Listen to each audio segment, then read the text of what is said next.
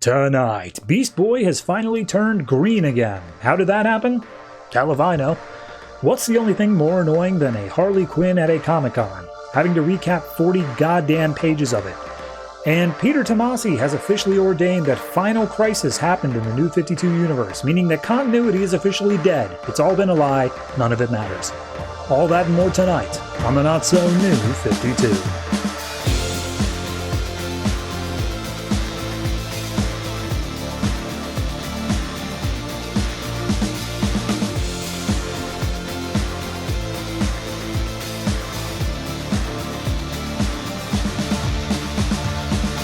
Hello everyone and welcome to episode 150 of the Not So New 52. I am your host, and with episode 150 you know it's going to be a celebration, so let's get this party started. And that concludes the party segment of our show. We hope you enjoyed. So no joke here, this is like the third time I've recorded this intro here because I keep on spending about 5 minutes long justifying why I'm not doing anything special for episode 150. And ultimately my reasoning comes down to I don't wanna. I just don't wanna. I want to have a short week. I've earned that. I want to be able to spend my 9 comic week not having to go through and calculate what my ratings were over the past 100 episodes on this show. Screw that. I want to be able to just talk about some comics. Isn't that enough? I think yes, and therefore I will. So, no more justification. Let me tell you what's coming out this week, because it is a weird one. It is only 9 comics, as I said before, but not all of them are normal comics. So in terms of the normal stuff we've got Batwoman, Red Hood and the Outlaws, Supergirl, Green Lantern New Guardians, our 2 weeklies, which are Batman Eternal and Future's End, and then a brand new number 1 of Teen Titans, which for those of you who don't remember, Teen Titans ended 2 months ago, and I guess editorial realized wait, crap. How are we going to get Kenneth Rocafort to keep working here if we don't give him Teen Titans? Start the book up again. And then they just did. But including all of that stuff going on, we've also got 2 special one-shots, whatever you want to call them, lead-ins to events or such. The first one is Robin Rises Omega, which is the beginning of the quote-unquote event that is Robin Rises. I say that because it's not an event, it's just the arc of a story, but it gets a special, so sure, why not? And then we also have Harley Quinn Invades Comic-Con International, number 1, because, they were going to come out with 7 or 8 of those. It's exactly what's on the tin. It's Harley Quinn at San Diego Comic-Con, because why not? If we can have a character be meta, it's going to be Harley Quinn, so she gets a book there. Beyond that, it's I don't know whether or not those 2 oversized books are going to make up enough time for this to be a regular length episode. This could be a very short one for all I know. But what I do know is that if I ramble enough in this opening, I can at least fool you into thinking that it's a regular length episode. But as I say that, I realize I'm out of things to say. So let's jump right on into the comics, shall we? Starting with whatever the hell I pick.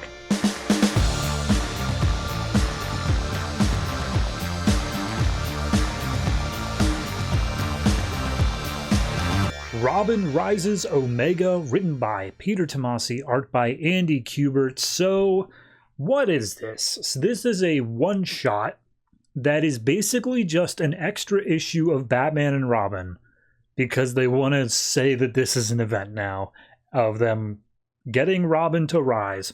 So, going into it, context, I'll get to it, but first we open up with essentially the entire history of Damian Wayne in DC Comics. And we go back to the shirtless sword fight between Batman and Ra's out in the desert. Batman was apparently stung by a scorpion and he almost died. But then Talia gave him the antidote via a kiss. And then Batman went and stomped Raz's face in.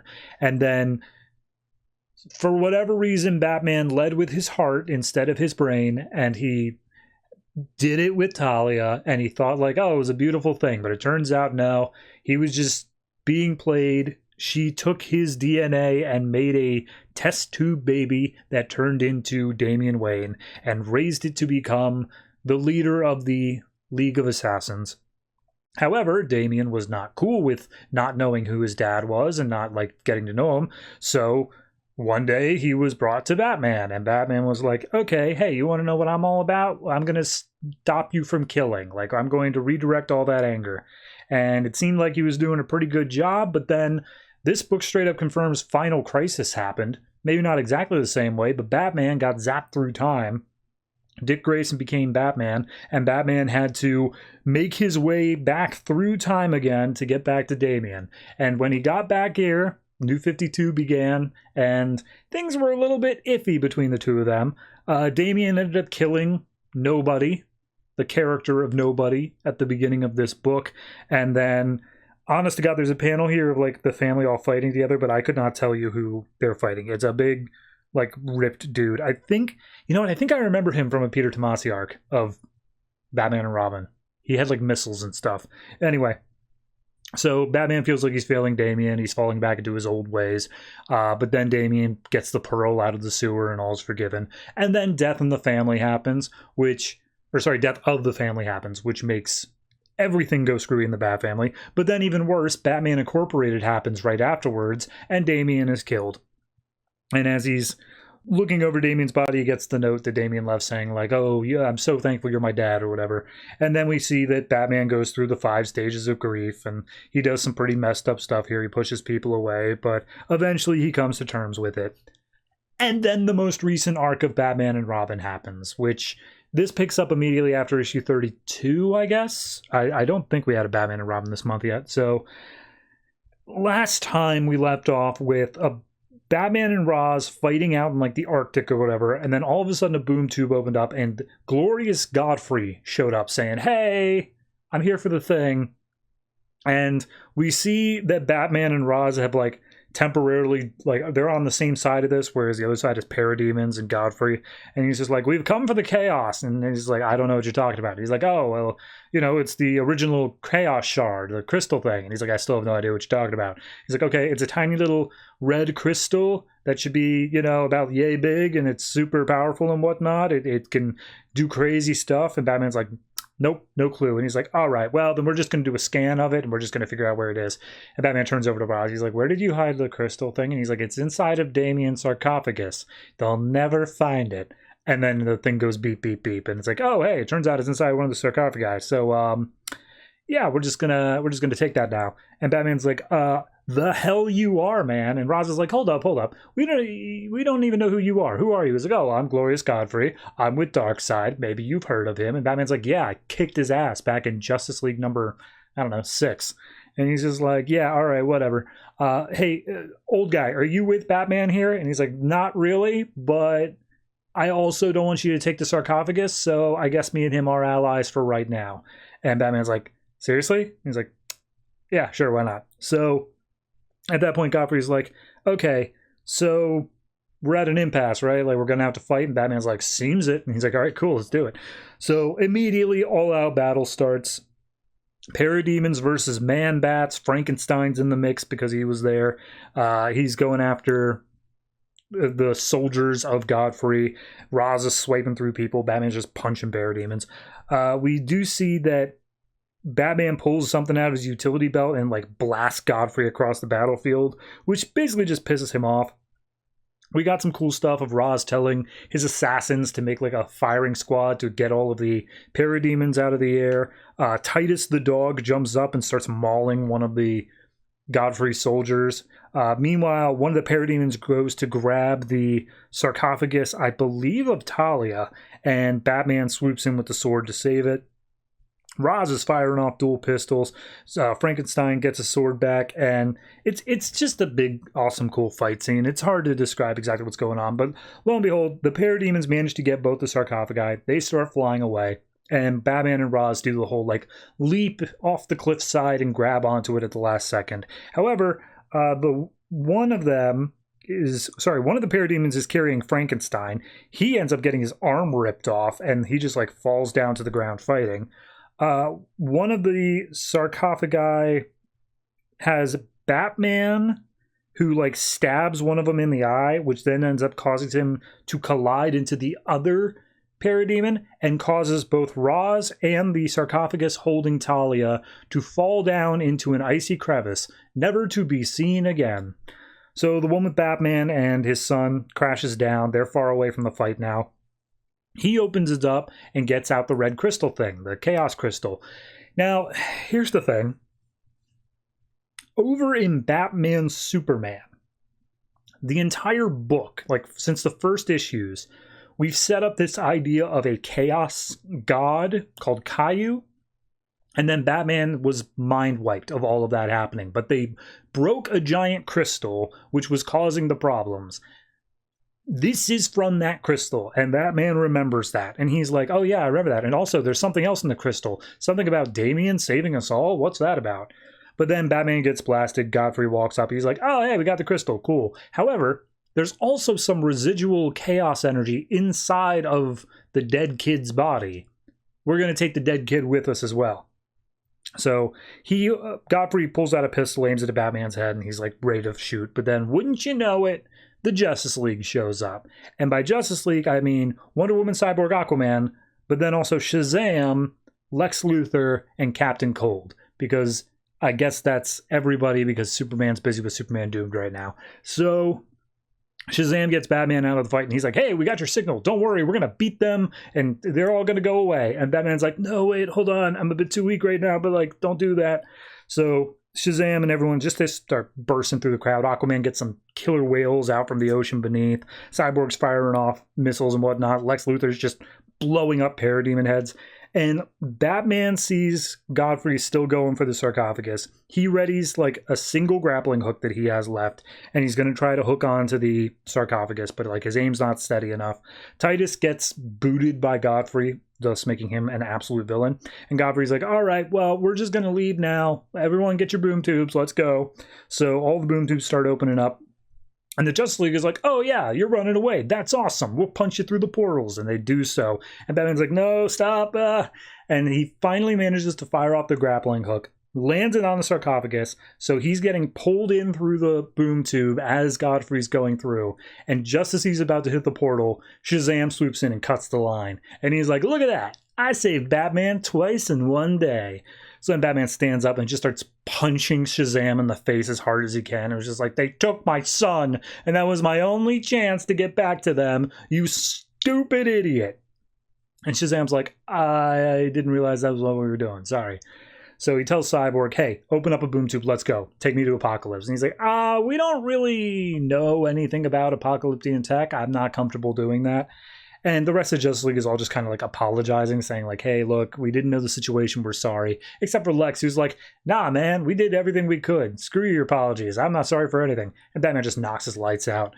So he lands down on the ground. He sees that Frankenstein is underneath the ice and is like knocking up, just like, hey, let me out of here. So Cyborg melts the ice, gets Frankenstein out. Frankenstein's like, hey, did you see what happened to Roz? And it's like, yeah, they went down a crevice. I'm sure they'll be back. I'm not worried about that. And then Batman, once again, is basically just explaining the situation, saying like, yeah, there was a Chaos Emerald or whatever. It's a whole thing. But here's the thing. I'm going to Apocalypse and I'm going to get my son back. And they're like, that seems very stupidly brash. And he's like, this is not a discussion. This is what I'm doing. So yeah, that is the beginning of Robin Rises, to be continued over the course of like the next, I don't know, 7 issues of Batman and Robin. So cool. I like it. I think that I'm sure there's some back-end reason as to why they didn't just make this the next issue of Batman and Robin, but it doesn't feel like it needed to be. It feels like this was just the back. Like, I'm sure if I counted up the pages here, it would just be like a normal length issue, maybe a little bit of extra padding. But then you've got this intro bit. You've got all this starting stuff of like, oh, the history of Damian Wayne and all this other stuff, and like how he came to be for all you readers, because this is a special issue, so we might get new readers on board. But like, that only is there because you made it a special issue. It's an Ouroboros. It's just, it's a special issue because of the extra pages, and it has extra pages because it's a special issue. You know, nothing is really saying like this is the important part. It's not a horrible issue. It just doesn't feel like it needs to be a special, I guess is all I'm saying. So I'm going to give this one, I'll give it a 7.5, and I think the 0.5 I'm going to give extras because there was a good voice between Batman and Roz once they like teamed up, once they were on the same side, and also Shazam. I like the way they did Shazam's like cockiness and then like, oh, I messed up, my bad. So yeah, 7.5, it's fine, it's good, but like it's just the start of the next arc that got a special supersized issue for it.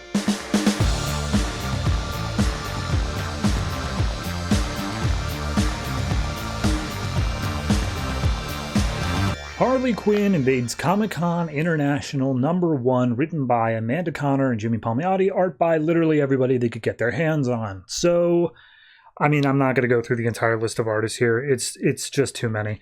But the conceit of this book is San Diego Comic-Con.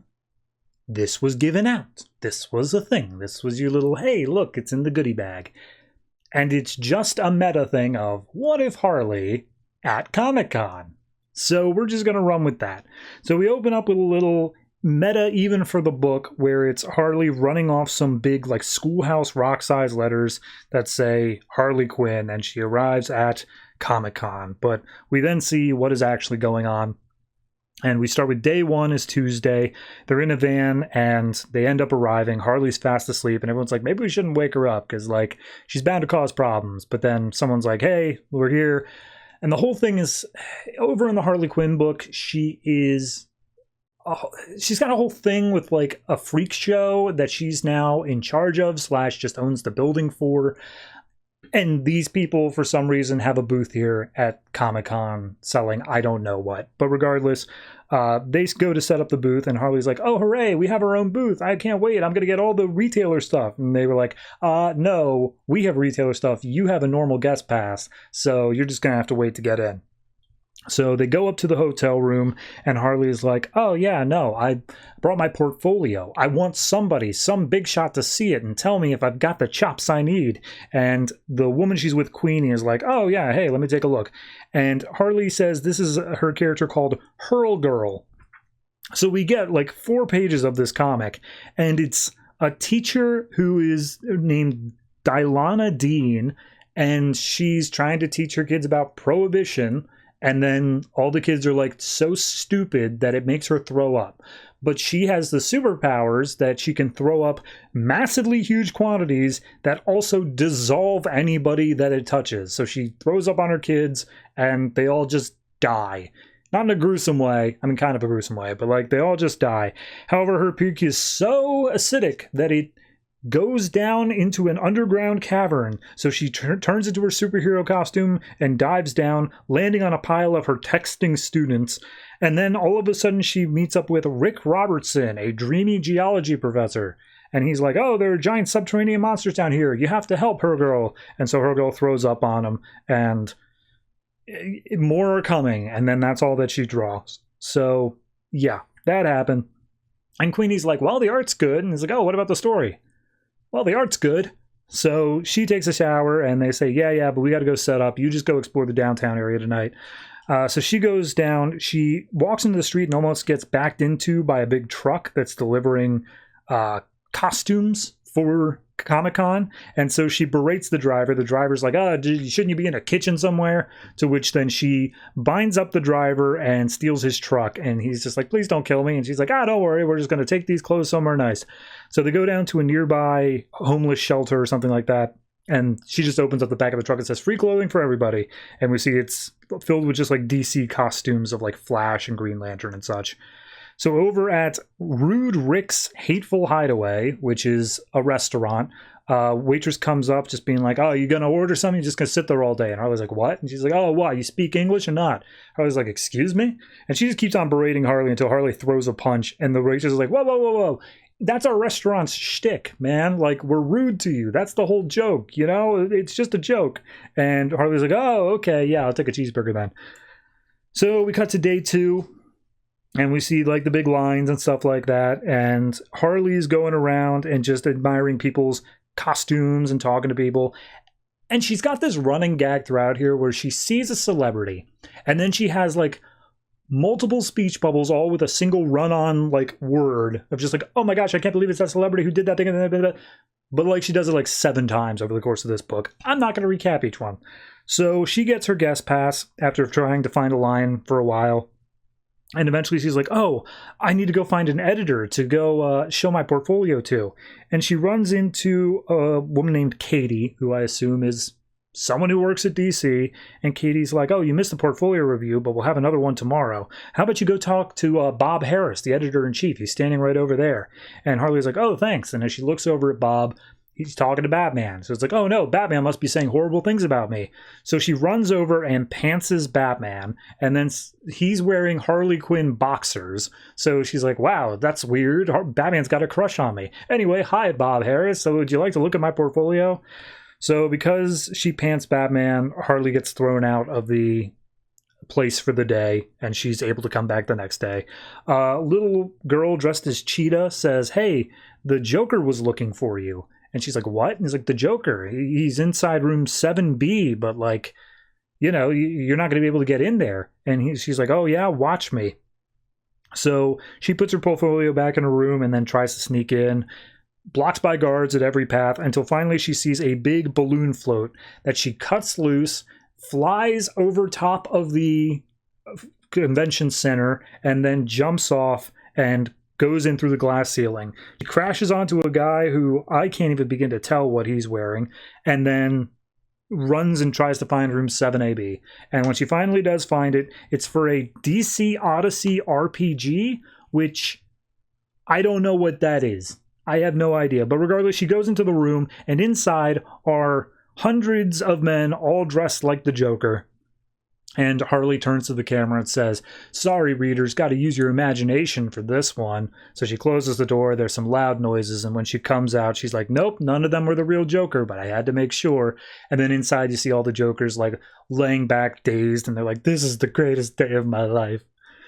All right, so the next day we're at the booth, and they're selling out like crazy. Everything's going great. Harley's being asked a ton of questions by some nitpicky fans, and she just beats the crap out of them. So she gets thrown out again. Later that night, at the hotel, she falls asleep by the side of the pool. She goes back up to her room, and they're just like, oh, yeah, hey, we already ate, but, you know, maybe you could go find something to do. So Harley goes back out on the town, and she's approached by a limo with 2 Harley Quinn cosplayers out the top saying, hey, come here, Harley. Let's go out on the town. We got this whole thing. We're a friend group, and we all dress up as someone each year. Last year we were Power Girl, but this year we decided Harley Quinn, so we're going to go out and make a little bit of chaos, you know? Going to get crazy. Obviously talking about like a bachelorette party level of crazy, but Harley's like, oh, I get what you're saying. So she goes up to the driver of the limo, covers his eyes, bites his ear, and says, now on the count of 3, I want you to brake real hard, or otherwise I'm going to bite your ear off. And so he does so, not wanting to die, and turns out she has him brake on a train tracks. Train collides with the limo, cutting it in half. All the girls are miraculously alive. Some cops come up and they're like, whoa, hey, are you all right? What happened here? Is everyone okay? And Harley pretends to faint, steals one of their guns, and starts aiming it at them. And the other Harleys are like, you think we might be going a little bit crazy here? And she's like, nah, look, they're too good looking. This isn't a real gun. They must be stripper cops. And Harley's like, look, let me prove it to you, and fires the gun. Of course it's real, shoots a cop in the ass, and she's just like, oh, geez, all right, well, I suggest we run. And unfortunately, they are all taken in by the cops. We get a lineup of just all Harley Quinns, and the cop who was shot was like, I couldn't tell you which one is the one who did it, so unfortunately, they'll have to go free. And Harley's like, all right, what's next? What do we do? And all the other girls are like, I'm going home. This was hell. I hated this. So back at the con, we see Harley taking a break from the booth, and she goes up, and Dan DiDio is giving an interview. And he's like, yeah, we're coming out with a 4D cover for our next our next anniversary thing. The extra D is for DiDio, and it's gonna be like an indestructible cover or whatever. But here's the part that gets me, and I swear to God I'm not making this up here. There's a panel here that says, Also, we're going to be launching a line of books that we're calling DCYOU, quote, each creator does whatever they like with the character of their choice and goes crazy. It's a line of books that do not have any editorial overseeing the content. I swear to God, man, that's literally what they're going to do next year. Like a year from now, that's what's happening. They just spoiled it here and played it off as a joke. Anyway, so Harley photobombs, she gets taken away by security, and he's like, wait, but I wanted my art to get looked at. And the security says like, oh, well, try the other company across the hall. And Harley says, I tried, but they're not looking for anything new or original. Womp womp. So Harley's getting a little bit down, thinking that, you know, her art's not going to be seen or whatnot. And the one guy that she's there with is like, hey, look, I'll just give you like our retailer badge. You can go walk around the booth again. You can go try to apparently there's a lottery for having your portfolio reviewed by Jim Lee, and she wants to go enter it. So she runs back over, she puts her name in, and there's a guy there saying, hey, all of the people, all like the top brass at DC, they went for a restaurant thing across the street, but you'll never make it in time. So Harley steals a Batmobile and starts pressing like buttons on it for like bat juice and bat sandwich and whatnot, and one of them activates a giant turbine, and when she does so, Dan DiDio was sleeping in the trunk of the Batmobile trying to get a nap. So she crashes into this building, and it is so obviously supposed to be like Marvel people, but copyright free. And as she lands, she's like, wait a minute, hold on, where's DC editorial? And one of the guys who's dressed in like green armor steps up saying like, oh, you got the wrong information, lady. They're at the one across town. And she's like, oh, I'll never make it. And then as she storms off, the dude takes off his helmet, and it's Jeff Johns, who was like, whew, good thing we fooled her. So day 5, we have the drawing for the Jim Lee portfolio review. Harley wins, but just reads off the name of Harley Quinn. And so like 17 different Harley Quinns all show up in the queue to have their portfolios reviewed. And she's like, oh, well, I'm sure Jim Lee will be super nice about our art. And then the first Harley comes out crying. So our Harley's the last one in line. Jim Lee takes a look at it. Harley starts like overanalyzing. She's just like, oh man, he's not saying anything. Does he hate my art? Is he going to blacklist me? Who does he think he is blacklisting me? I should punch him in his face right now. And then he says like, yeah, it's pretty good. Your storytelling's solid. Keep it up. And so Harley skips away all happily. Day 6, Sunday. This book is so long. We have the last day of the con. Harley is once again just saying like, I'm going to go buy some merch. No big deal. Some dude shows up and says, hey, he's wearing a trench coat. He's like, hey, guess what hero I am? The Flash. And he opens up his trench coat. Harley bashes him over the head, and apparently he was wearing a Speedo. And that makes it okay. So then Harley wants an autograph. And she runs into Stephen Amell, who's giving like an interview. And Harley just starts viciously pushing her way through the crowd, saying, out of my way, you gotta sign my autograph book. And she gets up to Stephen Amell, and Amell's like, okay. And she's like, I don't know who you are, get out of here. And pushes him out of the way to get to Bruce Timm and Paul Dini, saying that they're her heroes and she would love an autograph. And she swoons over them as other girls are waiting to get the book signed by them. And she's like, oh, I can die happy now. So then she goes to some just random comic book dealer. And it's just like, oh, do you have any Batman Adventures number 12? And he's like, I've got an 8.5 quality for $300. Take it or leave it. And she goes, And we see her running out of Comic-Con, comics flying everywhere, saying, you heard him. He said, take it or leave it. This book was so long. I cut out so much, but like it was so long. It's a fine book. Like I don't know what it's one shot. It's Harley Quinn. It plays some jokes. I like the making fun of editorial sort of stuff going on. I'm amazed at the DCU plug, like out of nowhere. I checked the news like to see if anybody was talking about DCU prior to the publication of this book. Nothing. No one has mentioned it. It was 100% accurate, them putting it in here. And they just played it off as a joke. Absolutely unreal. So yeah, overall, I mean, it's fine. I'll give it a 7. Like it's makes sense. It's fine jokes. It's good, like meta humor, but like it's still just a one shot for Harley Quinn. Like, there's only so high that can really go. So, yeah.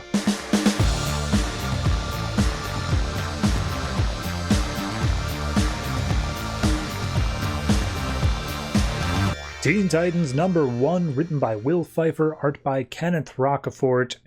We literally could not go 2 months without the Teen Titan book, and now we're back with a new #1. So we open up in New York City. We're following Cassie Sandsmark. She's looking at her phone, talking to somebody.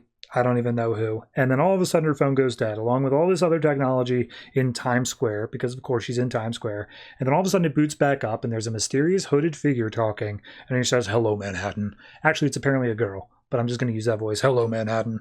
It seems like you're all just droning zombies, so I'm going to introduce some excitement. Right now there's a school bus that's hurtling its way through Manhattan, and it's filled with my team of terrorists, but also the girls that belong to this little elementary school from Delaware who are visiting New York on a field trip, and we've taken them all hostage. So you must listen to my demands." And so Red Robin is immediately on the phone with Cassie saying, like, "Hey, you seen this? You seen what's going on?" And she's like, "Yeah, you want me to do something about it? Where are you?" And he's like, "I'm not near enough. I think you're going to be closer. So, yeah, go in there, take care of business." And we see her transform into her Wonder Girl outfit, and she goes after the school bus. Mind you, from what I could tell, the next panel is just showing the school bus stopped with the door open. So I don't know if that's like supposed to be a thing. Regardless, Red Robin is coordinating, and he's like, "All right, hey, don't take him out yet. Like, just chill on the bus. I just want to, like, something big is going on here. This is more than just a bus jacking. I want to know what their, like, manifesto is. So let them just talk for a while." So we see she starts talking, and she's like, "For decades, Star Labs has done all this incredible stuff, and we've let it ingratiate ourselves into our lives. It's like a cancer. It's about to metastasize. So we are going to do some crazy stuff, some arcane science, but I will explain to you exactly why Star Labs cannot be allowed to continue." So Red Robin calls over to Beast Boy, who is now green, with no explanation, and Bunker, and they're just like, "Hey, you want us to swoop in? You want us to go do the thing?" And he's like, "Beast Boy, yes. Bunker, no. I need you to tell over to the Star Labs. You're going to be acting for defense over there." So the manifesto continues. Meanwhile, inside of Star Labs' like headquarters, we see all the directors are listening to it. And every time they say anything, the like head director guy's like, "Is that your department? Is that your department? Well, what are we doing about that?" So it's like, "Oh, well, it's, Star Labs is like a black hole." And it's like, who's working on black hole tech? Who's got that one? And it turns out that ultimately the thing that the manifesto gets to is artificial intelligence exceeding human intelligence, and like that's no good. And so Star Labs talks, like the guy talks to the head of artificial intelligence. He's like, "Nah, we don't have the tech or the breakthrough to get to that level. So, nah, I don't even know what the hell they're talking about." And the guy's just like, "All right, fair enough. Other director named Power, should we be concerned?" And he's like, "Well, we have this other satellite base out on Governor's Island that we've been trying to move over and consolidate. I think we should make that a priority once this is all said and done. But ultimately, unless they got a nuke on that bus, we're going to be fine. There's no way they're going to bust down our doors." And then we go over to one of the last directors, whose name we only know by last name, is Black. And he speaks with a British accent. It's Manchester Black. For anyone who didn't know, Manchester Black is here in Star Labs for some reason. So the director's like, "Does your advanced ideas, does vision have anything to do with this bus?" And he's just like, no idea. But like, let's keep an eye on Wonder Girl. She's on the top of that bus. I think they might actually be able to pull this off. So we see the guy inside is like, "There's a Teen Titan on top of our roof. You guys aren't taking us seriously. We're going to kill a hostage." So they pick up a little girl, make her say her name is Nancy, put her on the camera. And as they are about to shoot her, Wonder Girl grabs the terrorist out of the bus and throws him like down the street with super strength. And Beast Boy's like, "Okay, that guy has a concussion, but yeah, no, we're good. We're doing fine." So Red Robin's like, "Okay, but like, don't take him out, not yet. They're still hiding something, and they don't have enough explosives to get into Star Labs, but there's something weird about their bus. I just don't know what it is yet." So Beast Boy goes in full incognito. Meanwhile, Bunker's at Star Labs. He's, trying to hide out. He's not trying to make himself well known there either. And they say, like, all right, what about you, Red Robin? And also, where's Raven? We gonna do any of that? And he's just like, yep, nope, we're on our way. So because one of the terrorists got thrown out, the little girl they were going to shoot, they instead decided to throw her out the back of the bus. And as she's about to collide with the ground, Red Robin swoops in and saves her. So Beast Boy, who is now a hummingbird inside of the bus, is listening into the conversation. And the main terrorist is just like, oh, this is all part of the plan. We're in Manhattan. Like, we knew superheroes would show up eventually. And he's just like, maybe for you, but like, I just want to get paid. This is way above my pay grade. So then Beast Boy is like, oh, I don't know, Joseph, maybe you deserve a raise. And he turns into a giant tiger and says, like, a big one. So he throws Joseph out the door. That's 2 terrorists down. There's like 3 left, and then the head of the whole operation. So everyone's cowering in fear because there's a giant green tiger now on the bus. And he's just like, okay, well, even the hostages are scared. So Raven, you think you could do something?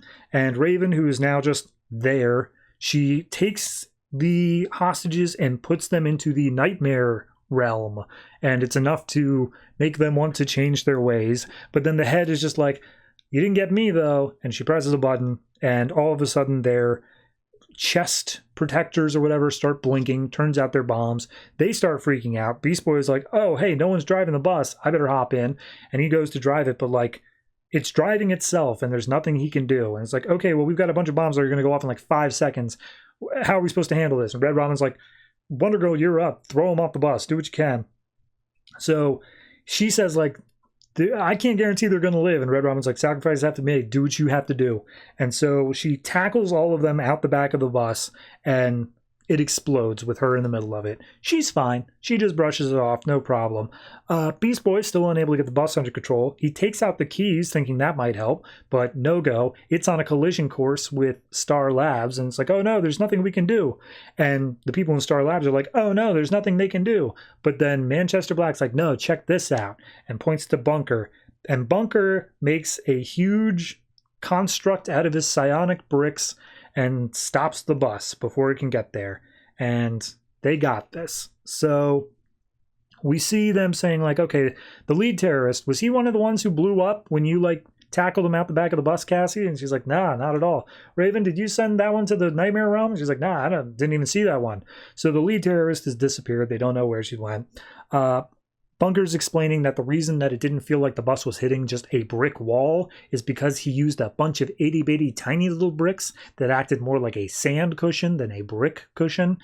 And as they are celebrating a job well done, 2 of the people who were on the bus, like chaperones to these kids, are like, yeah, man, like, that was crazy, but all these superheroes in New York, it's just our luck that we get saved by the 2 who look like a couple of, and then Bunker slams him against the wall with one of his brick things, being like, you choose your words very carefully there, because it sounds like you were about to say something very phobic of some sort. And he immediately, Beast Boy's just like, hey man, you might want to calm down a little bit. This dude's a civilian. He's like, no.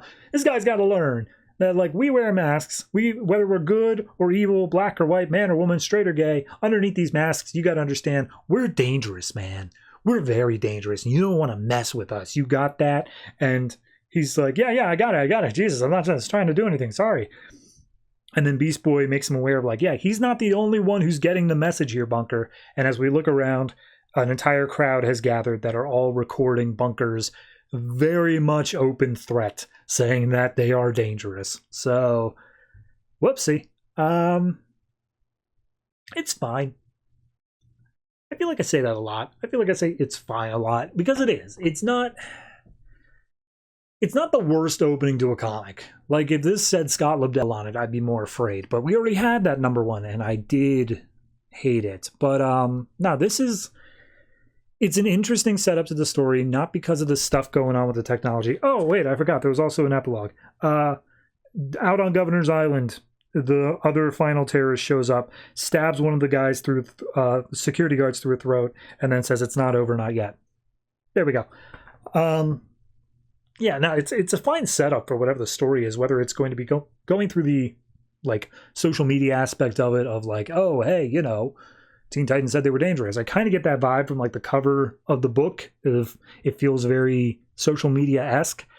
If we are going with something of like technology bad, of like, you know, we got to disconnect ourselves from the grid, man, that's a little bit less interesting for me. But it doesn't really actually feel like that's going to be the primary focus. It just feels like it's going to be the backdrop. I could be wrong, but that's just the vibe I'm getting. Why is Beast Boy green? Please give me answers. I want to know. Beyond that, it's probably like a 6.5 for me.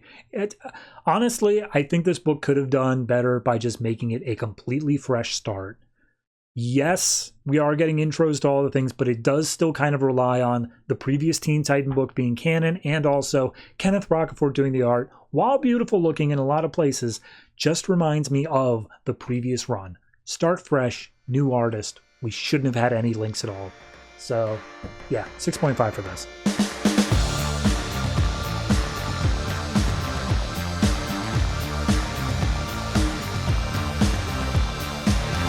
Batwoman number 33, written by Marc Andreyko, art by Jeremy Haun and Scott Kolins. So, last issue, we had Nocturna being fought against by Batwoman, and then someone else came in. I think it was named like Night Thief or something. And then we got introduced to this new guy named Killshot, who's going to be going after Nocturna.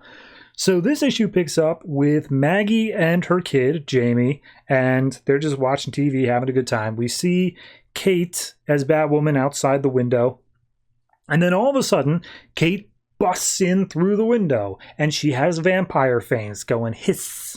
And so she launches after Maggie. Maggie uses a frying pan to like bat her away. She tells Jamie to run, but then all of a sudden Nocturna is in the doorway. And Maggie's like, oh, don't you hurt her, Nocturna. And then as Nocturna has Jamie saying like, oh, you're not going to do anything, Maggie, except die. And then Kate bites into Maggie's neck. Of course, it's all a dream. Kate wakes up and she's like, that was weird. I don't know what that's about. So she splashes her face a little bit. And she's like, I think I need to talk to my therapist about this.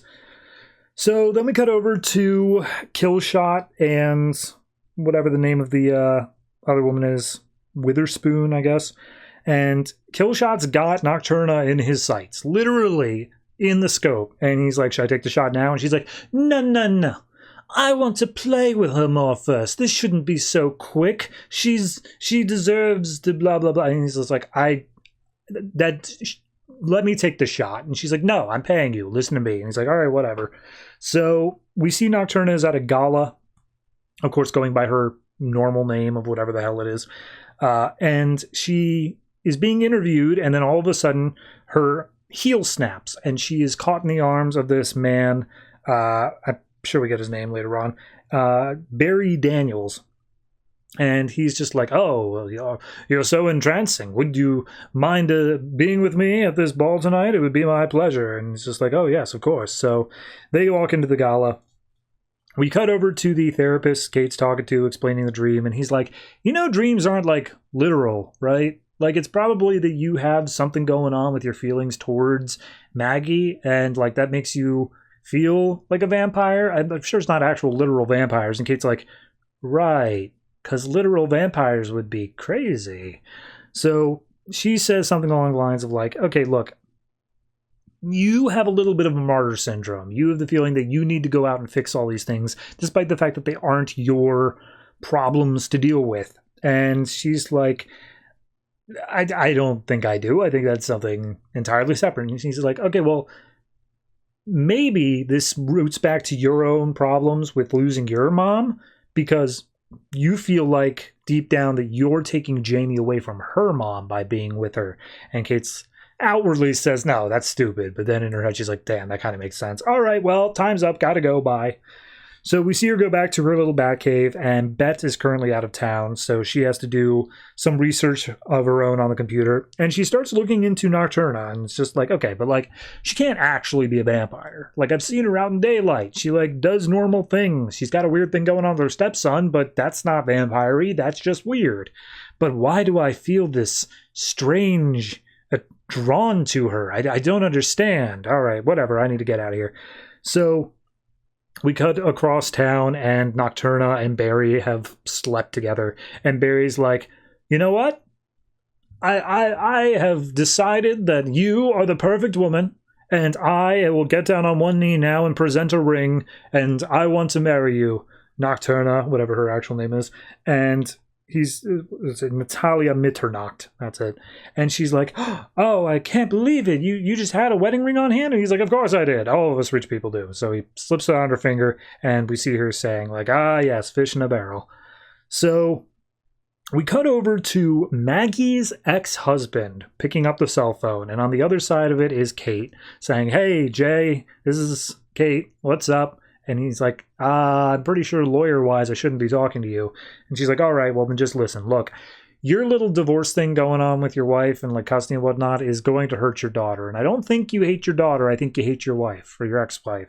So, like, get over that. Don't make that the thing or else it's going to hurt your daughter. And he's like, excuse me, aren't you the one who terrified my daughter by being a bloody mess one night? And she's like, fair enough. Look, do you hate me? Then I have a bit of a proposal for you. I think that we can make this all work out.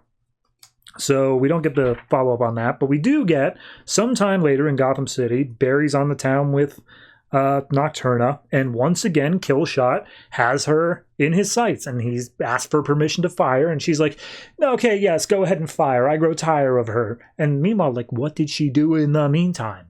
Like, oh, I want to play with her. But like, she didn't do anything. She just wasted a good shot. So Killshot's like, all right, well, they're going into the restaurant, the big glass windows, I'll take the shot. So Kate hears the gunshot from across town. She immediately rushes over to it. We see that Killshot missed his target, theoretically, and ended up shooting Barry. In fact, now that I'm reading it, I think that he purposely killed Barry, and this is more part of the toying with stuff. Never mind for everything I just said. So Batgirl or Batwoman shows up and sees Killshot and just like, didn't anyone tell you shouldn't assassinate people? So they get into a little bit of a fight. And Killshot's pretty cocky. He's just like, oh yeah, this is going to be fun. I haven't gotten to use my melee skills recently. And then on the other side of the building, Night Thief shows up and is like, hey, he's with me. I want him. So Batwoman's like, okay, well, you guys are both going to jail, and you can fight it out in there. So Batwoman throws like some stun grenades at Night Thief, slashes Killshot's face with her cape, and then all of a sudden, on Night Thief's side, Nocturna shows up, and it's just like, hey, Batwoman, lovely to see you again. And meanwhile, she's covered in blood. So, yeah, there's a lot going on. I don't know. It just felt like something was missing. I don't like it's definitely a pacer issue. It's definitely one where I think last issue was much more of the setup, and then this one is the okay, we're moving forward. But I don't know. It just felt the entire time like I was waiting for something to happen, and then it just didn't. Even the other guy getting killed is you see like the blam lettering off to the side of the panel. It's not like a big moment, and then like you only see the dead body of Barry the one panel, and Nocturne is just like, darn, all those months wasted. But like, it doesn't feel like it's a big deal. So I don't know. It just didn't feel like there was real punch to this issue at all. So I'm going to give this one probably like a 6.5. It's still not bad. It just, I found it lacking the whole way through.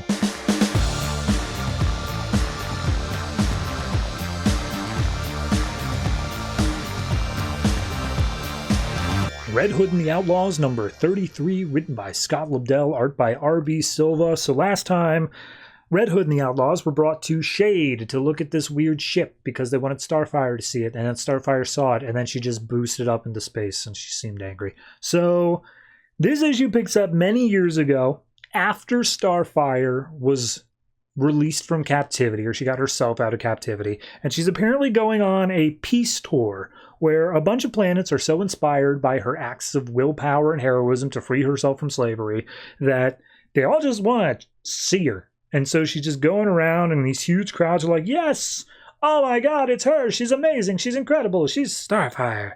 So we see her talking to like the head of this planet, which are made up of tiger people, and she's like, oh, you're so generous on this planet. And it's like, oh, of course, we're on this peaceful corridor you've been going through. We're all very interested by your years of captivity, and like it's an honor that you've been here at all. So that night she goes to her room. There's some guards guarding her, and they're just like, the guards are just talking to themselves, just being like, I mean, it's all just a show. Like, it's all just for these people to just gush over. It's like opium for the masses. And Starfire thinks to herself, like, I mean, yeah, he's right, but I'm not here just to look pretty. I've got a job to do. So Starfire gets up, walks over to the window. She says, like, I can't fly around yet. Nobody knows that I have powers. I've kept that very secret. So I'm just going to do a free fall. And then at the very last second, I'll like save myself. So she jumps out and she enjoys the freedom of flying once more. And as she falls down into the water below, she uses her powers to stealthily get by. And I'll be honest, I don't understand what any of this is for, because the very next thing she does is she comes into a room that I guess is in water. And there's two guards, one of which is like, man, I hate my job. You know, my family used to have royal blood. And the other guy's like, no, please tell me for the 800th time. And they just start like arguing about it for a while. And then all of a sudden, Starfire's like hand, or some psionic version of it, goes through one of the guy's chests and then just explodes him. Meanwhile, she takes the other guy hostage, just be like, I can kill you quickly or you can die like your friend. However you want it, man. So he goes over and opens up a door, and the guard's like, you got to understand, there was never a choice. There was nothing I could do. And she says, oh, but there's always a choice for people like you. And it turns out that this planet that is so much on peace and so much saying like, good job for escaping slavery, they have their own slaves, and they're all kept under the place here, under constant watch and whatnot. And Starfire's whole thing is that she's going from planet to planet and she's freeing these slaves. So we see her lead them down a corridor. Seems like it's a dead end. Starfire just blasts a wall open, and standing on the other side is her crew of her ship, DePaulo and Kitten. And we see this itty-bitty little tiger kid just come up being like, what's your name? She's like, oh, well, my name is Corey. And she's like, oh, my name's Soratel. Thank you, Corey. And she says, oh, it was my pleasure, Soratel. And she's like crying because of how sweet the moment is. And she gets all the slaves off the planet into her ship, and then they fly away. Cut to now. So we see that this ship, Starfire busted out through the roof. Immediately, Kurt Langstrom, the doctor there, is like, okay, anybody want to tell me what the hell that was all about? Why did she just fly off? And Red Hood and Arsenal are like, must be something in the ship. We're going to go check out the ship. And he's like, whoa, you guys can't just, you have no authority here. But they just push on in anyway. And we see inside the ship is a bunch of dead bodies that are all chained to the walls of this ship. And Roy is immediately upset by this. Same thing with Langstrom. He didn't know what was inside either. And they posit just like, okay, well, slaves, they must have been running. They heard about Starfire stuff, and like they wanted to be free, but they didn't reach her in time. And Langstrom's like, that's a possibility, I guess. But what if she's part of the trafficking ring? What if she's the slaver? And Roy is just immediately pissed, throws Langstrom up against the wall, just being like, you don't know nothing about Starfire, bro. She wouldn't do that. She wouldn't do that. And Langstrom's like, I'm just throwing out possibilities here. And Roy's like, shut up, man. You don't know nothing. And Kurt Langstrom, being Kurt Langstrom, says, all right, I've about had enough of you outlaws. And he turns into Man-Bat, and he throws the pair of them away. And immediately, Jason's like, all right, didn't see that coming. So then we cut to Abu Dhabi, which Starfire has flown to because it is the richest city on the planet. And she's like, rich places like this always have people who think you can buy anything, including things that should not be sold. And we see this like man and woman, and the man's like, go ahead, throw out a number, anything. And she's like, $100,000. And he's like, there, in your bank account, no problem. I'm that rich. And so Starfire just walks by, glares at them, just like, can we help you? And then she just blasts them with her energy. And it turns out, at least on this rooftop of Abu Dhabi, but it's implied all of the city, all these rich people are intergalactic slavers and like the worst of the worst capitalists of space. And they all come to Abu Dhabi just to chill and like hang out. And so Starfire, all of them untransformed, they all start attacking Starfire. She starts blasting against all of them, but she's like, look, I've let you guys live, but no more. But the one I'm really interested in is the worst of you all, the most vile of you. And then all of a sudden, this big, huge guy lands with a giant axe, and he smacks Starfire down to the ground and says, hey, looking for me? I don't know who this guy is. but Starfire was looking for him. It's okay. It's an okay book. I don't know. Like, I still don't know what we're doing yet. That's the thing. Like, obviously, it's a little bit of a mystery, and I'm not saying you can't have mysteries in your book. That's fine, but I don't even have really a feel right now of, like, is this going to be a thing from Starfire's past? That's the way it's playing with it here, but then, like, what's with the modern ship? Who are these people inside of there? It's okay to have a mystery, but I do need to feel like there's some forward progression. And right now, it still feels like we're just doing the uncovering. Mainly because all of the last issue was just a giant fight scene that didn't really contribute to anything. It was just like relaunching the book once Scott Lobdell hopped back on, which I still have nightmares about. So yeah, no, beyond that, it's a fine enough issue, but it still just feels like setup. I'm going to say it's a... Honestly, I'm going to give it like a 6. It's got some cute moments to it, which puts it above the 5, but ultimately, like, it just feels like a waste of, like, we could have done so much more with this issue.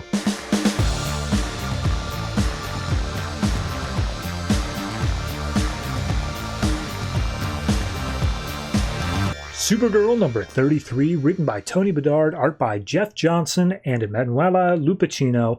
And then there's like a tiny little 2-page epilogue thing at the end, written by Frank Barbiere and Ben Caldwell on the art. So, last issue, we had Supergirl going up against a weird metal dude who said that he was a world killer. And he, like, impersonated the leader of a race of diasporans and was trying to spread, like, the gospel of violence throughout the galaxy. And he wants to merge with Kara because she's so strong.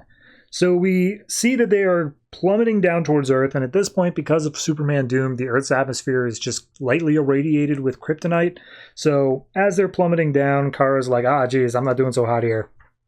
They land in Rio, and Kara's just trying to fight back as best she can, but she feels her powers fading. She's like, okay, I'm going to have to rely on the Red Ring. I need to get more enraged. So she starts thinking about, like, this guy wants to attack me. I was just kicked out of the Red Lantern Corps. I'm in an intense amount of pain because of this kryptonite, and everything just sucks all the time. Why would the humans do this to the planet? They hate us that much. And then all of a sudden her ring says, like, power level 100%. And she just starts blasting this dude with heat vision. And he's got these weird black tendril arms. They start absorbing around her. And she says, like, how violated she feels, even more than, like, Hell did. And she just keeps on zapping the guy, doing as best he can. And the World Killer's like, stop it. Stop doing this. We don't have to fight. This doesn't have to be a thing. And she's like, you started it. So they crash down in Rio. Supergirl is very quickly getting weakened. And the World Killer's just like, look, we're meant for each other. We're meant to, like, merge together. And if you're not going to do it, then I'm going to have to force you into doing something because I'm not used to being outside body that long. So he goes over and he places the armor onto a random human.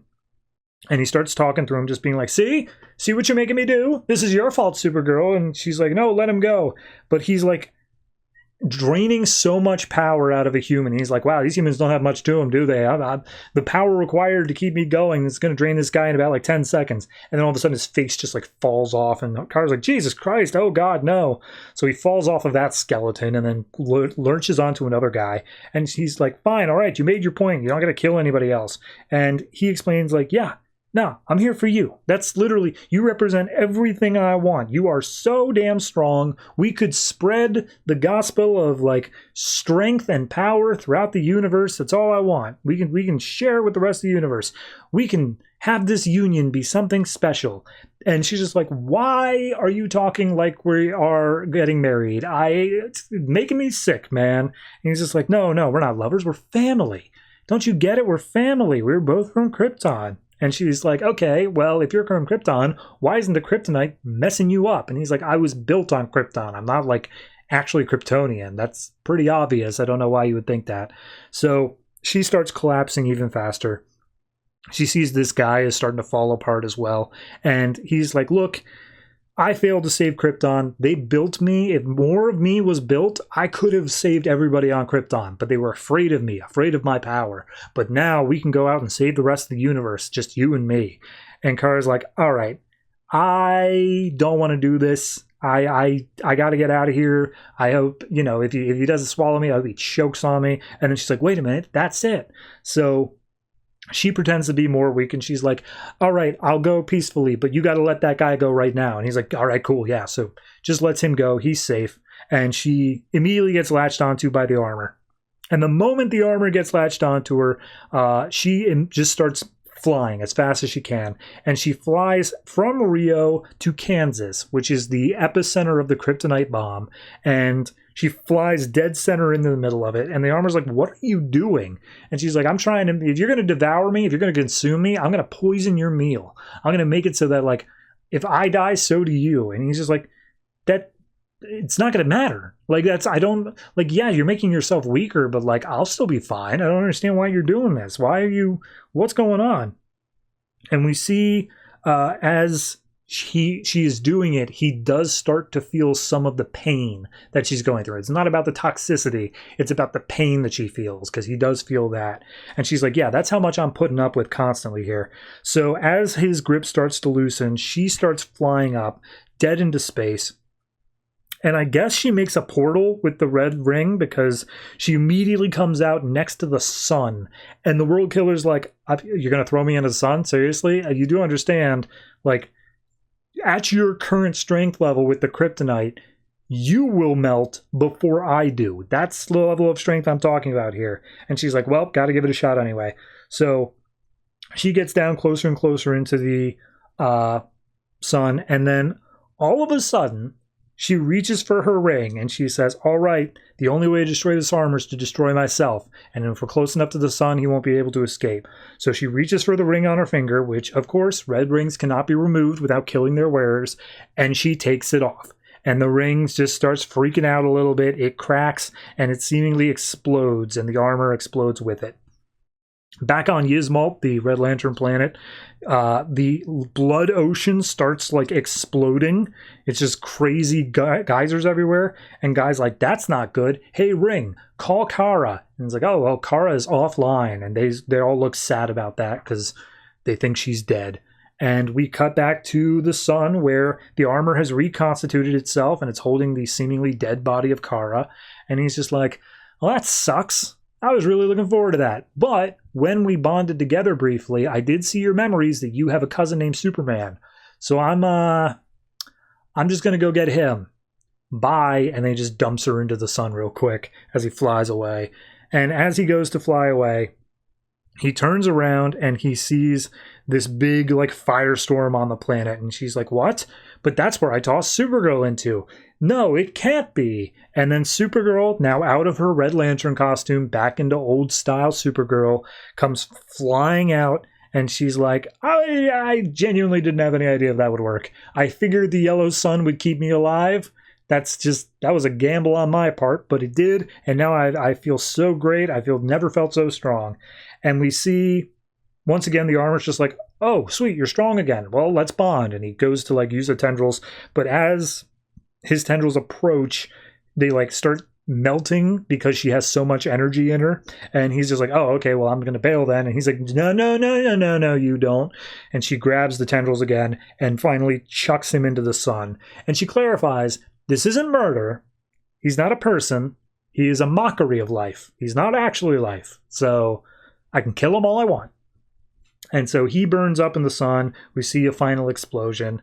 And Supergirl stands there triumphant, saying, like, all right, so now I got to get back to the moon, because that whole race of people he was commanding are still probably just chilling out there. So I got to get rid of them. Maybe Dr. Shea Veritas can help me find, like, a planet that they can go to, and also tell me if I'm the first person to ever take a Red Lantern ring off. Because I feel like I just did the impossible. Because I'm Supergirl. And maybe I can do the impossible. Maybe I can call Earth home.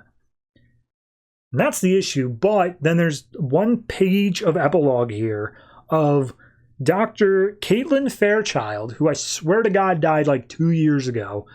She walks in and sees a bunch of clones are destroyed in a safe house in Los Angeles, which I think was the end of Ravagers.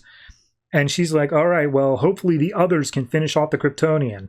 And we see what I think are the others of Burnout, Rainmaker, Freefall, Grunge, and that clone, which is revealed to be Superboy. I don't know what any of that means. I'm assuming it's a tease for the next writer, but like, I don't know what any of that means. So yeah, it's I don't know. It feels like I'm okay with the red ring being removed. Up front, I'm okay with that. I think that having the Kryptonian supercharged by the sun, that makes the most sense out of anything as to why a red ring can be removed. I'm fine with that. What I don't get is the whole detour through the Kryptonian bomb thing. I mean, I get if she's just like trying a bunch of different stuff, but it seems to me like that should have stopped her dead. Like, that should have made it so she couldn't make it to the sun. I guess they were relying on the ring's power, but like, I don't know. It seemed weird to me. It just seemed a little unfocused, or like we were kind of trying to pad for length a little bit there, but it wasn't a horrible issue. I did enjoy it. It had a weird flow to it. It just had a weird pacing. Overall, I'll give this one, I'll give it a 6.5. It's all right. It's fine. It does feel like the end of the Red Lantern arc. I'm curious if she'll ever interact with them again. If Guy Gardner's going to show up one day and be like, oh, you're alive. How in the hell do you do that? But if we don't get that, at least we had a little moment here where they at least acknowledge the fact that they think that she's dead.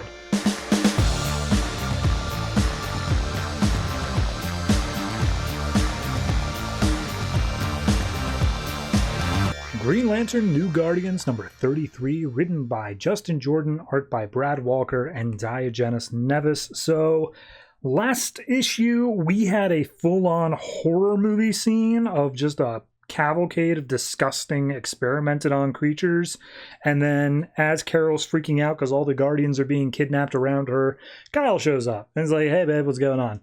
So, this issue picks up out in deep space inside the ship, which, from this angle they're showing it at now, is full-on H.R. Geiger, and we see the hull being blown open, and a creature is yelling out for help as it gets, like, blown out into space.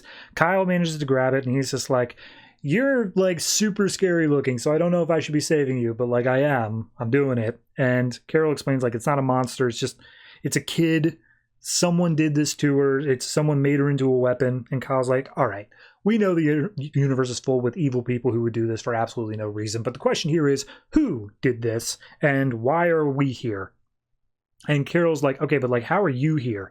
And Kyle starts explaining, I guess, what happens over the last few issues, which is after what happened at Arizona, when I destroyed Oblivion by ... whatever I did. And then he says, like, yeah, well, you know, I found a planet and then I teleported and I came just back in time for this.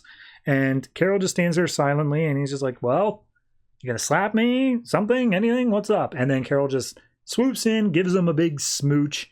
And Kyle's like, all right, yeah, no, I'm cool with that. So, yeah.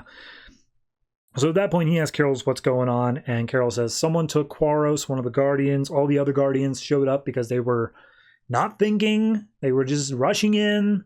And they all started getting kidnapped as well. And now I don't know what the hell's going on because this place is creepy as hell. So they start making their way through the ship. And Kyle's like, okay, well, hold on. I'll just sense for life. This place seems like it's got a lot of dead things, so it should be easy to find life. And he uses his powers. It goes full on like bright light. And Kyle comes back and he's like, okay, so there's a lot of life around, but like I can't see it. And it's weird feeling. And I don't know what's going on with it. Either way, we got to peel this place apart. So we cut over to the Guardians, who we just get the process of them starting to get like tortured, and we see like a light is shown on them, and all of this weird biotechnical tentacle stuff starts coming up, starts like planting itself inside their bodies, and they're just like, you don't have to do this. This is torture. This is messed up. You shouldn't do this. And then the light speaks up saying like, yes, we do have to do this. This is necessary. And the Guardians yell out like, oh, you will destroy you. We will take out you. It's too much. And the light once again says like, oh, but it isn't. You have to understand. We have like looked at you. We've constantly been building up. The only reason that we've done this for ourselves is for you, and it's to make ourselves better. And we get a reveal as to like what this creature is, and it's hard to describe. Giant, disgusting lizard man monster. That's the best I can get. And they're just like, what are you talking about? We don't know you. What's going on? And he's just like, oh, but like We become better in order to walk in perfection with you, because you are our creators. So then we go back with Carol and Kyle, and they're flying through a bunch of test tubes filled with like horrific looking things. And Kyle's like, all right, is this like a museum? Is that what we're doing here? Is this like a museum of gross things from around the universe? And Carol's like, nah, man, these are experiments. This is experiments by whoever owns this place. And as they say so, they like a door opens up in front of them, and as they make their way through, they see hundreds upon hundreds of cages filled with still living creatures just banging on their doors trying to escape their cells. And Carol is immediately not okay. She tries blasting like full might to get these creatures out. Kyle calms her down, being like, hey, it's fine, it's cool, we'll figure out a way to get them out, but you just blast one of them like full strength. And it didn't do anything. I could probably open them up, but I can't guarantee I do it without hurting them.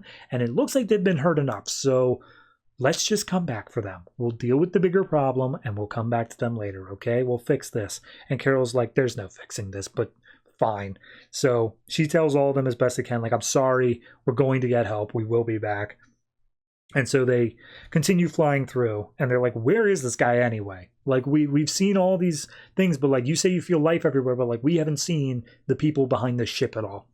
So go back to the Guardians, and the Guardians are like, we didn't make you. And it's like, oh, but you did, don't you remember? And they explain their backstory of, they were on a planet and they were just bugs. They were literally unintelligent, barely sentient bugs. And then one day, the Guardians came down and injected them with some special juice and started running experiments on them. And they managed to turn these bugs to have a full culture, and they have intelligence, and they have like full cities and stuff like that they live in. But they were created by the Guardians.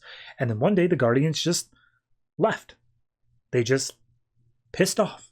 And all of these creatures that were left over, they started looking at the technology. They started to figure it out. They realized that they were imperfect, and they thought like, oh, well, our creators left us because we were imperfect.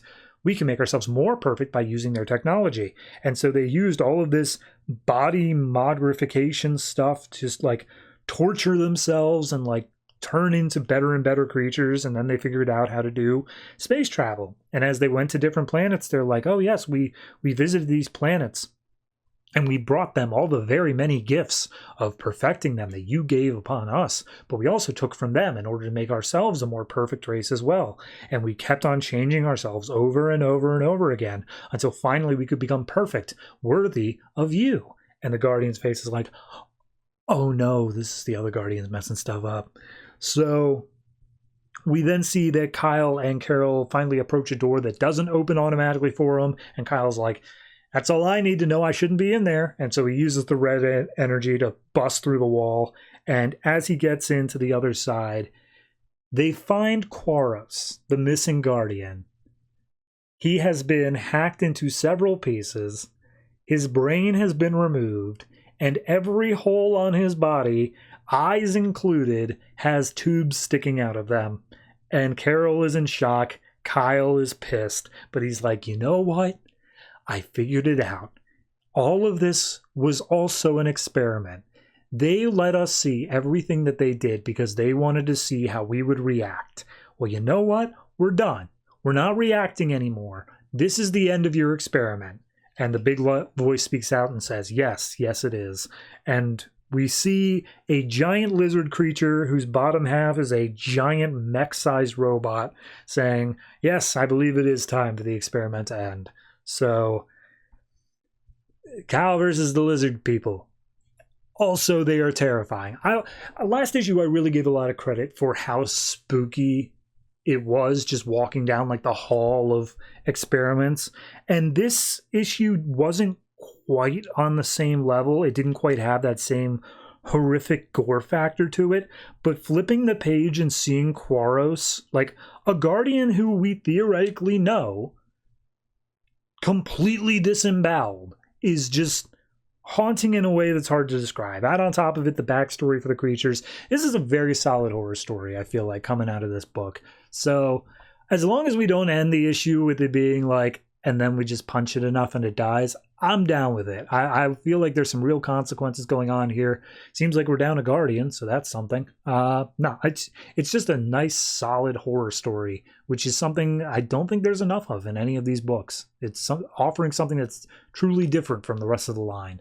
So I'm going to give this one... I'm going to give it a 7.5. And the only reason I'm not giving it the 8 is that they decided to do a couple of comedy beats earlier on with like Kyle and like the smooch and all that, and it just felt out of place in the horror story. But it's not a bad point. It's just out of place here. So 7.5 for this. But if we can keep up this horror for the last issue, I'm totally down with that.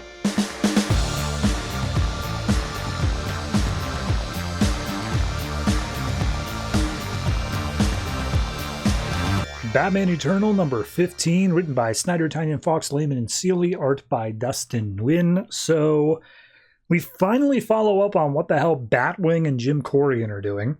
They walk into Arkham Asylum, and as they make their way in, they get stopped by the receptionist, who's just like, "Oh, can I help you?" And Corrigan's like, "I doubt it, because you don't work here." And Batwing's like, "What? How do you know that?" And he's just like, "Oh, I know. It's a patient. I've arrested her before."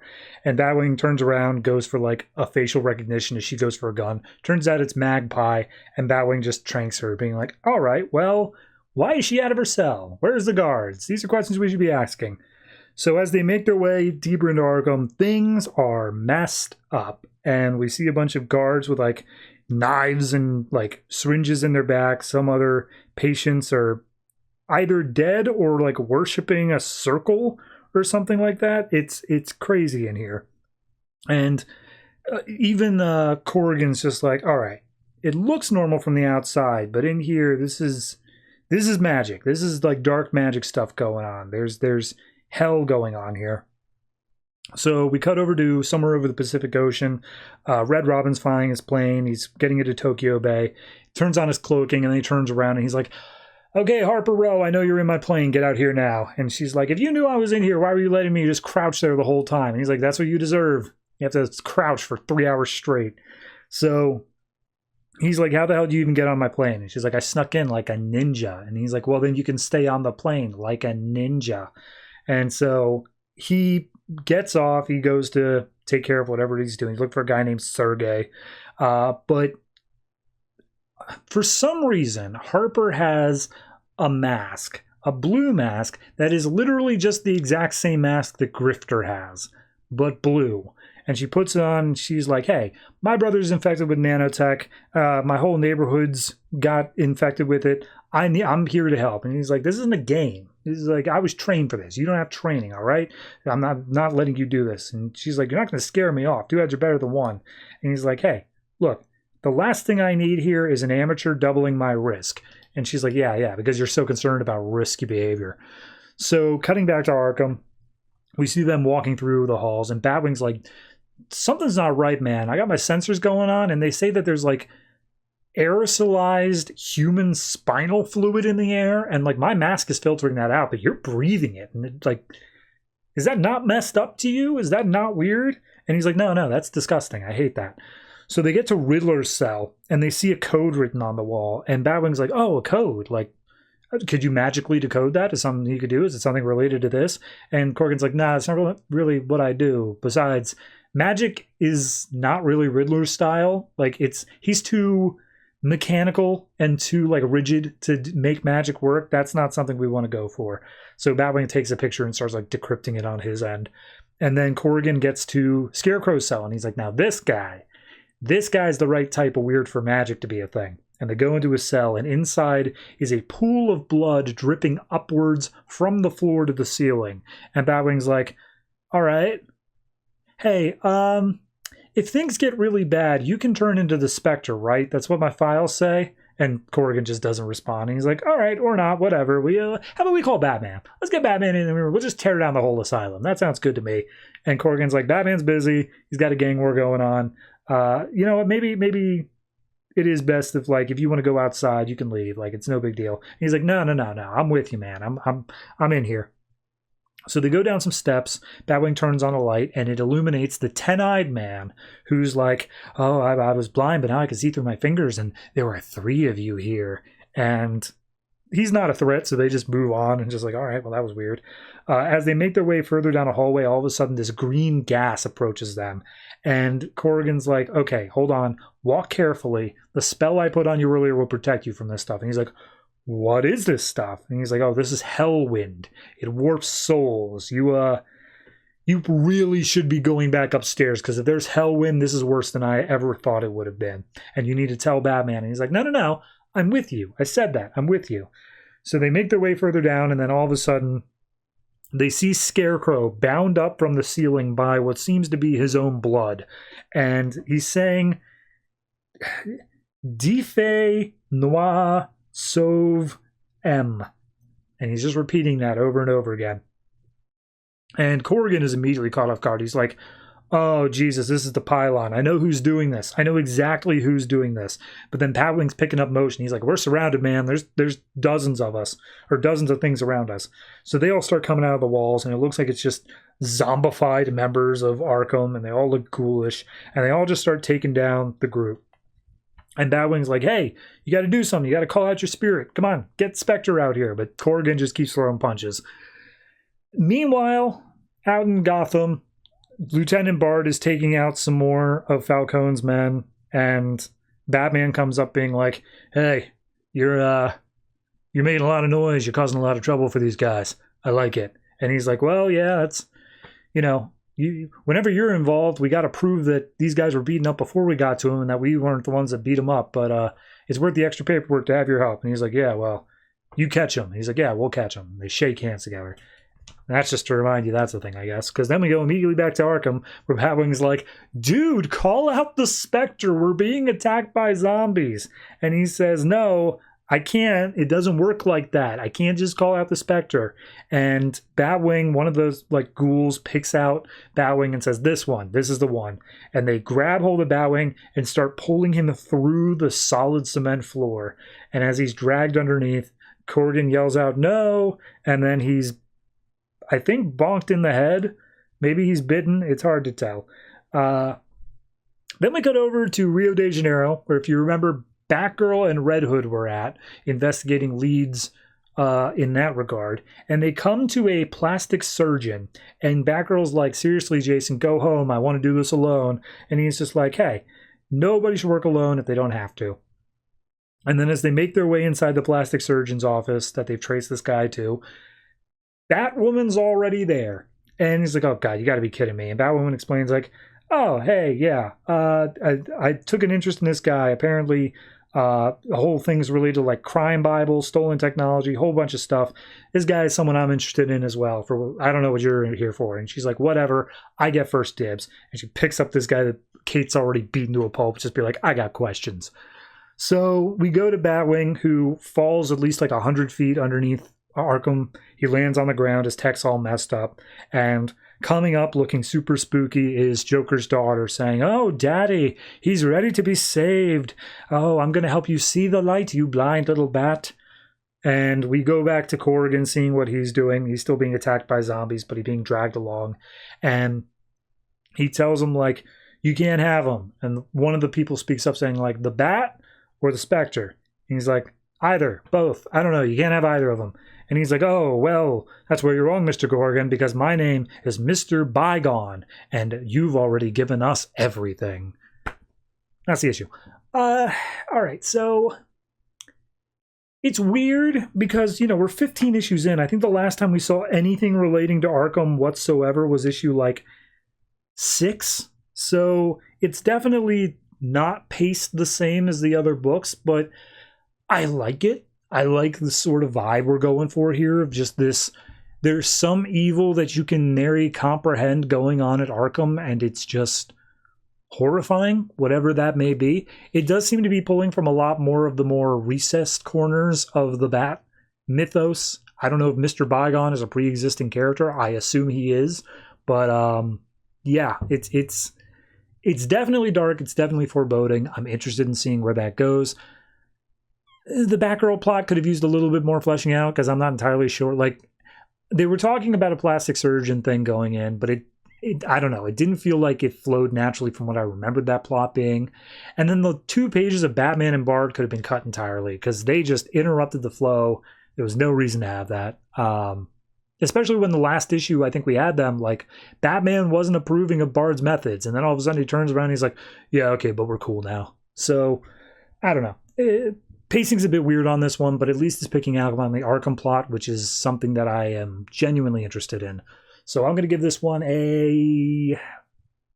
give it a flat 7. It's all right, not great, but we're making progress on all the plots instead of just focusing on the Batman one, which, good.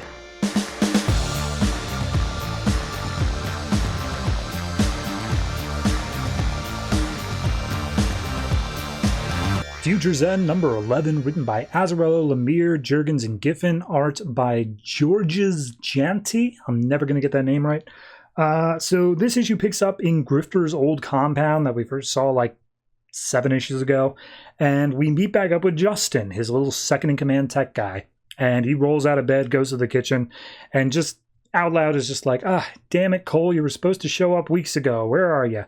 And we then cut to this dude who's tied up in the middle of the room, and he's like, my name's not Cole. And Justin picks up a gun and is just like, I'm talking to myself. You don't need to answer, you stupid alien. And he shoots this guy in the shoulder, to which he bleeds blue to show that he caught an alien. It's not a human.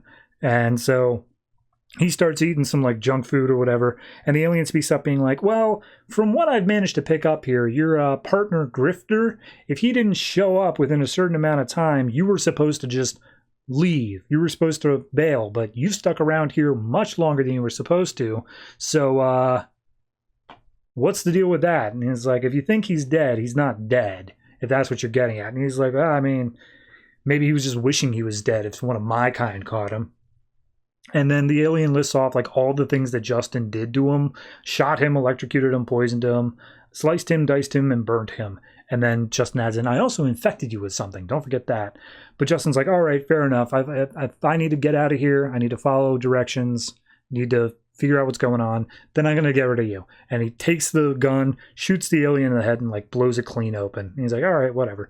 So we then go to Justin walking down the street, and he's like, all right, I shouldn't have stayed as long as I did, but I just was really hoping Cole was going to turn back up, but now I got to go looking for him. But I'm going to need some help. I really hope that she's sober today, just this once.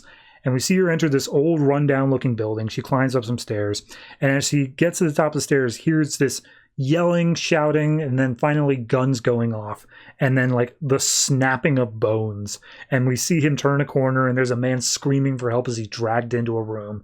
And of course, that's the room he needs to go to. And it turns out inside is Voodoo. Now, for anybody who doesn't remember Voodoo, Voodoo is a Damonite who, like, at the end of her series, I think she became like a queen or something like that. I don't know. It was a whole lot of stuff going on there. But regardless, haven't seen her in a while. And she recognizes Justin after she's killed like a bunch of people here. And she's like, oh, hey, let me grab up a few things. We're not safe here anymore. Is Cole dead? And it's like, no, he's just missing. It's like, all right, well, welcome to my hell. So I don't know what's going on with Voodoo, but she does not look good. So then we got into deep space. We follow Hawkman, Frankenstein, and Amethyst as they are flying to whatever planet the distress signal from Stormwatch came from. And Amethyst is just like sharpening her sword, and Frankenstein can't help but stare. And he's like definitely into her. And she's like, what, is there something on my face? And he's like, oh, no, nothing like that. And she's like, it was a joke. I have a giant scar on my face. There is something on my face. And he's like, right. Well, the doctor didn't make me with a funny bone. She's like, is that a joke? And he's like, I was trying. And she's like, yeah, all right, cool. So she passes over a ruby, which is not a ruby. It's called a bloodstone. And apparently it's like some magic-y weapon or something to like sharpen the sword of Frankenstein. And Hawkman's just like, sounds like magic. Magic's stupid. And she's like, my whole world was magic, so shut up. And Frankenstein asks, well, what happened to Gemworld? Like, I never got a full story on that. Like, I remember fighting with you in Justice League Dark, and you were cool. Like, you were happy. What happened? She's like, during the war with Earth 2 and all that, someone took advantage of me being distracted and basically destroyed all of Gemworld. So I can't stop him, and it was too much. And as they were like about to share a moment, all of a sudden Hawkman just loses control of the ship, falls into this planet's gravity, and they have to brace for impact. So they crash down on the planet, and as they get out of the ship, it's inside of a giant crater, but not one they made. It's coated like plate metal all around the side. So then we go to New York City. Mr. Terrific is holding an interview. He's talking to a woman named Marlene, saying like, look, I've checked out this cyborg. It does not have any tech that I know about, and I know about all the most modern tech stuff. So whatever that homeless guy was, he's not just a thief. He's something more. He's a threat. So I got to do this in order to get him handled. So they start the interview up, and the guy's like, oh, well, I'm here with Mr. Terrific. Are you saying that the U-spheres, the greatest thing that's going to hit the market ever, is under threat? And he's like, yes, Tony, he is. There's this man dressed a lot like Batman. Here's some video of him. I think he's an alien, or at the very least, he's not from our world and therefore should not be trusted. And we see, listening to the interview, is one of the guys that Terry is going to partner up with to try to break into Terrific Tech. I think it's Key, maybe? I think it's the one.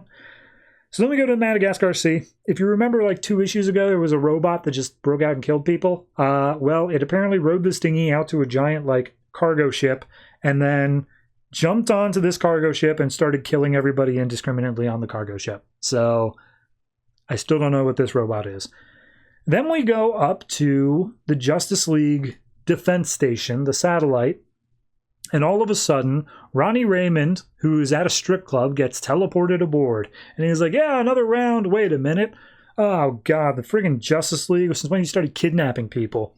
And we see the Justice League here consisting of Superman, Wonder Woman, Arsenal, Flash, Aquaman, Cyborg, and then 2 people I'm unfamiliar with. One of which gets named, I think it's Storm something. I don't know. Storm something. Anyway, we see them basically saying, hey, Ronnie, Jason's here too.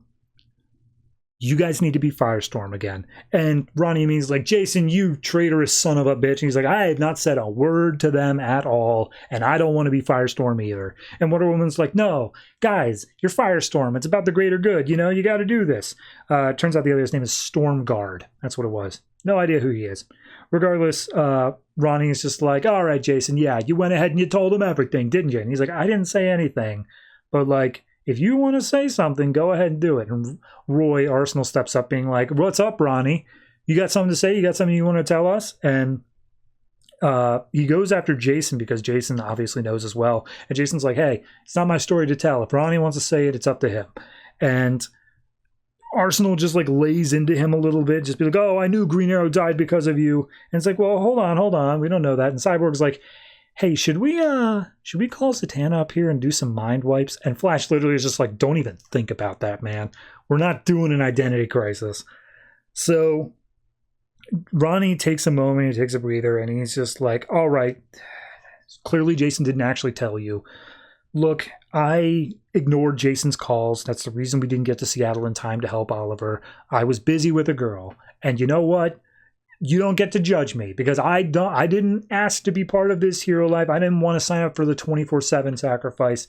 And you all know what I'm talking about because my mom lived in Pittsburgh. I could have saved Pittsburgh during the war, but instead I was diverted to Washington and New York because those were, quote, higher priorities. And everyone's just like, hey, look, the war got to all of us, man. We all suffered. And he's like, yeah, all of us suffered? Well, you guys are taking it in stride. Good for you. Anyway, I'm out. Don't come after me. Firestorm's done forever. And he goes, he hops in the teleporter and he bails out. And Jason's like, yeah, you guys got a replacement for Green Arrow with Arsenal here. I suggest you find a replacement for Firestorm because I don't want any part of it either. Bye. And he just walks off as well. And that is the issue. I don't know. There's parts of this I do like. I like the whole Ronnie stuff at the end. And a lot of the Frankenstein stuff is fun. But I think the problem I was running into is the robot story has not been defined enough for me to know what the hell is going on with that. And then going back to Grifter's number 2 guy, the tech guy, going and talking to Voodoo. While it is development, I feel like I haven't seen these guys in 2 months. I have no idea what, I had no idea what this guy's name was for like 4 pages until finally Voodoo said, "Oh, hey, Justin." I was like, "Oh, right, Justin." I feel like we should have been reminded more over the course of it. Mr. Terrific thing, I'm sure, is going to come to a head. It's going to be a whole thing. Really, it comes down to the robot plot and the Voodoo/Justin plot. I don't know what we're doing with that stuff, but it feels like it's not fleshed out enough for me. And as such, it's making it hard for me to remember it between each issue. The other stuff, though, I thought was perfectly fine. I didn't really have an issue with the Ronnie stuff or the, what was the middle thing? The Frankenstein, the Stormwatch stuff. That stuff's been enough in the forefront that I've remembered it the whole way through. So I'm going to give this one a... It feels like a 6.5. But I also want to say 6. So I'm going to go with the 6, but it's a high 6. It's a 6.5 kind of 6, but still a 6. I don't know what more I'm looking for with it. It just has not yet quite hit that point of I'm interested in any of these plots enough to continue giving a damn about it.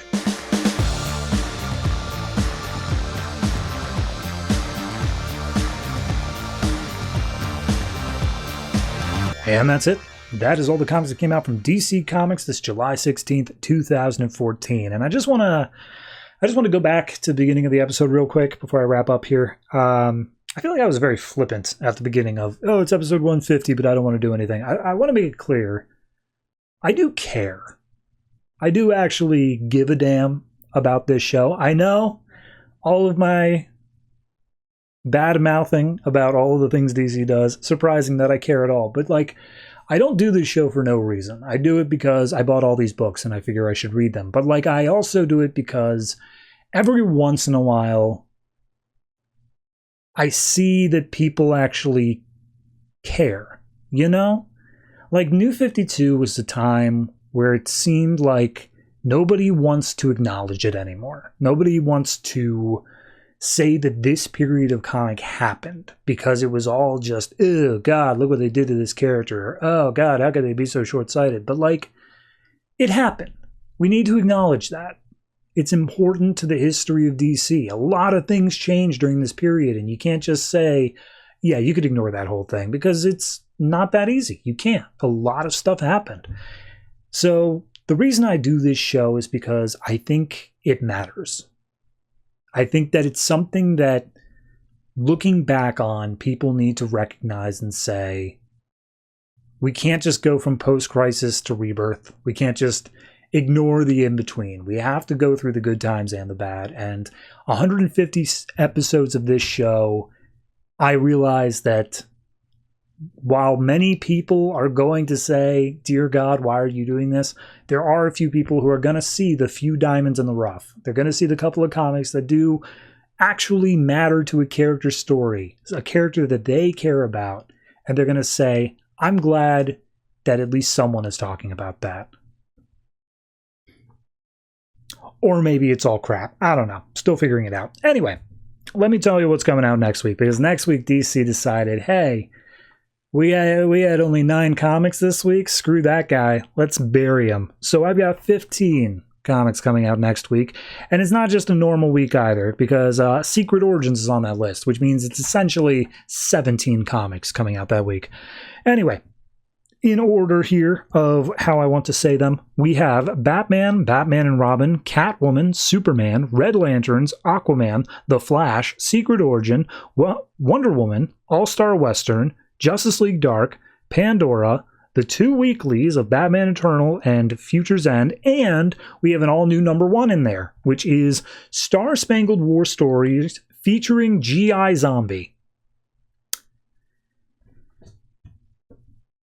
If you just want to kill me now, you know what? I'm taking back everything I said about episode 150 being like, oh, look at this, Harley, we're doing important things. I don't want to do that. 15 comics is just like right at the limit. It's that limit of just like, why though? Especially when on either side of it, you had 9 comics the week before and 8 comics the week after. Why not just push some, you know? But whatever. Yeah. Anyway, it's late. I'm recording this very late, mainly because I'm lazy, but also because I was, full disclosure, trying to think about something that I could do for 150 before I decided, screw it, I don't want to do that. So yeah, I'm just going to wrap this up. If you have any comments, anything you'd like to say, put it in the comments down below, especially for episode 150. Tell me what your favorite moment of this show was. Was it the one where I sat at the desk and talked for roughly 5 to 10 minutes about a comic? I like that too. But yeah, we got comments down below. Or if you want any sort of social media, we have a subreddit, we have a Discord, we have a Patreon. All links to that stuff is in the description, wherever it is you're viewing this. So yeah, thanks for tuning in, either for one episode or 150. We got 100 more to go before I wrap this on up, and I look forward to the back half as much as I can look forward to the back half. So hope you'll join me. Hope to see you next time. Be sure to do all the positive interactions, and always try to remember, if it ain't broke, don't fix it.